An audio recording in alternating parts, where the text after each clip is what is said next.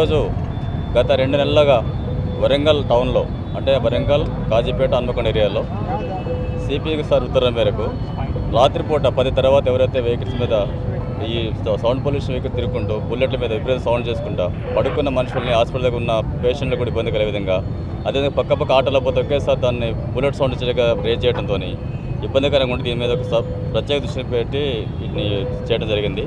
మా యొక్క సీఏలు నాగబాబు కాజీపేట, అదేవిధంగా హన్మకొండ సిద్ధారెడ్డి గారు, రామకృష్ణ వరంగల్ వీళ్ళని ప్రత్యేక అంటే ఫోర్స్ పెట్టుకొని మనము అంటే దీన్ని స్పెషల్ లెక్క చేస్తే ఇప్పుడే మన 261 ఇప్పుడు మేము రిస్ట్రిక్షన్ చేయడం జరిగింది.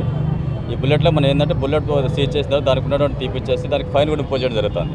ఇప్పటివరకు ఈ జనవరి నుంచి ఈ సంవత్సరంలో 1142 కేసులు బుక్ చేయడం జరిగింది ఓన్లీ సౌండ్ పొల్యూషన్ మీద.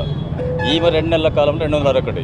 ఈ విధంగా ఇప్పుడు నేను చెప్పొచ్చేది ఏంటంటే తల్లిదండ్రులు పిల్లలు బండికి వచ్చే ముందు బుల్లెట్ కొన్నామంటే అది ఏం వాడుతున్నారు, వాళ్ళు బయట ఏం చేస్తున్నారు, సమాజానికి ఏమన్నా దాన్ని ఏమంటారు నష్టం కలిగి ప్రవర్తిస్తారు లేదా అనేది చూసుకోవాలి. కాలేజ్ యాజమాన్యం కూడా వాళ్ళ కాలేజ్ చెక్ చేసుకోవాలి, మనం వచ్చే బండాలైన సౌండ్ పొల్యూషన్ వెహికల్స్ ఉన్నాయా లేవా అని చెప్పేసి. ఇదేంటంటే సమాజం మనకు మంచి దారిలో నడపాలి కాబట్టి ఇతరులకు ఇబ్బంది కలగకుండా ప్రయాణం చేసే విధంగా ఉండాలా. రోజు రోజుకి వెహికల్స్ పెరుగుతూ ఉన్నాయి. ఈ మంచి ట్రాఫిక్ ఉన్నప్పుడు ఇతను బుల్లెట్ సౌండ్ కొట్టని అందరూ ఉలిక్కి పడిపోయి ఎవరైనా హృద్రోగులు ఉన్నట్టు ఈ యొక్క చెస్ట్ పెయిన్ ఉంటే కనుక వాళ్ళు విపరీతంగా భయపడే పరిస్థితి ఉన్నది. ఇది 2-3 సార్లు మా దృష్టి తీసుకోవడం జరిగింది. దీని మీద ప్రత్యేకంగా ఈ చర్య తీసుకోవడం జరిగింది. మీ అందరూ చూస్తూ ఉన్నారు.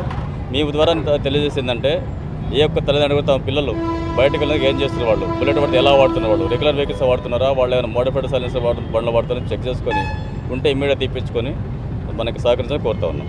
Thank you. ఇప్పుడు 262 వెహికల్ ఇవాళ మనకు వచ్చేసి 262 ఈ గత 2 నెలల కాలంలో. అంతకుముందు ఈ సంవత్సర కాలంలో వచ్చేసి 1142.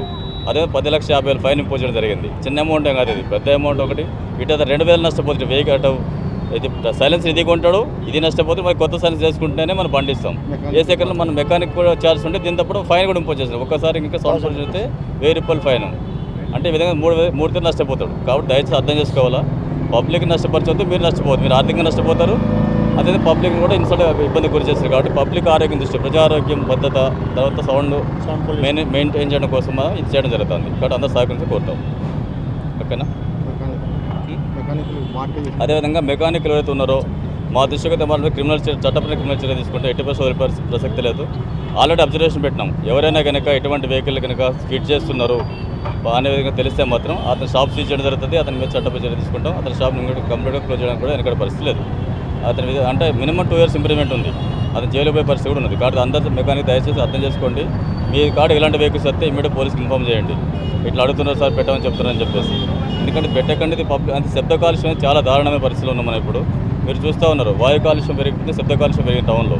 అంటే న్యూసెన్స్ ఎక్కువైతుంది. న్యూసెన్స్ కంట్రోల్ చేయాలంటే మనందరం కూడా ఒక బాధ్యతగా ప్రవర్తిస్తేనే కంట్రోల్ అవుతుంది. కాబట్టి అందరూ సహకరించి కోరుతున్నాం. Thank you. ఓకే.